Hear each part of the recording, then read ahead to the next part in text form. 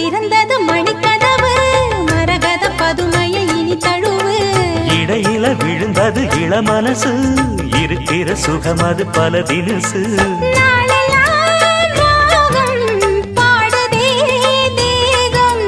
வாழ்வெல்லாம் யோகம் வாழ்த்துதே யாவும் விதவிதமா விருந்து வச்சு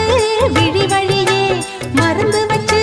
விரத்தோட அதில் பல சுகம் வரும் பொழுதாச்சு காட்டுக்குயில் பாட்டு சொல்ல வீட்டு கிளி கேட்டு கொள்ள ஒட்டி வந்த தாளமே கொட்டும் கெட்டி மேளமே